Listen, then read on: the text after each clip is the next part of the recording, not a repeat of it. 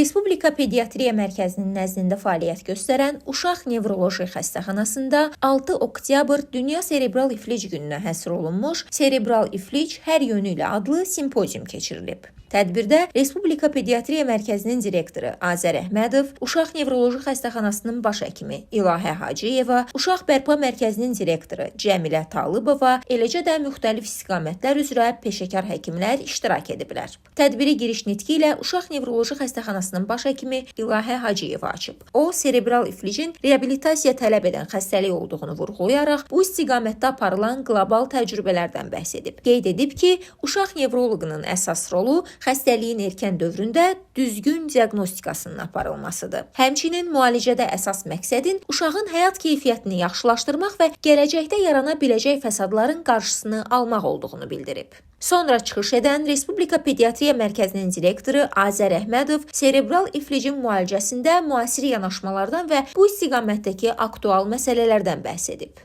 Uşaq Bərpa Mərkəzinin direktoru Cəmilə Talıbova çıxışında simpozium çərçivəsində aparılan müzakirələrin serebral iflicin diaqnostikası, müalicəsi və reabilitasiyası istiqamətində səmərəli addımların atılmasına töhfə verəcəyinə əminliyini ifadə edib. Çıxışlardan sonra mövzu üzrə məruzələr dinlənilib. Uşaq Bərpa Mərkəzinin nevroloqu Təranə Seyid Məmmədova, neyroradioloq Cavid İsayev, Uşaq Nevroloji Xəstəxanasının baş həkimi nevroloq İlahə Hacıyeva, neyrocərrah Toğrul Cavadov, travmatoloq ortoped Vüsal İsmailov, Uşaq Bərpa Mərkəzinin fizioterapisti Səminə Hüseynova, fizioterapist Nailə Əzizova və Medikom Ortez Protez Mərkəzinin direktoru Anar Rüstəmov məruzələrlə çıxış ediblər. Məruzələrdə serebral iflic xəstəliyi zamanı rast gəlinən ağırlaşmalar və onların qarşısının alınması, ortez protez seçimi, neyrocərrahiyyə və fizioterapiyanın rolu, düzgün dərman təyini, xəstəlik zamanı yaranan ortopedik problemlər və onların cərrahi yolla həlli kimi əhəmiyyətli məsələlərdən bəhs olunub. Tədbirin sonunda sual-cavab sessiyası və fikir mübadiləsi aparılıb.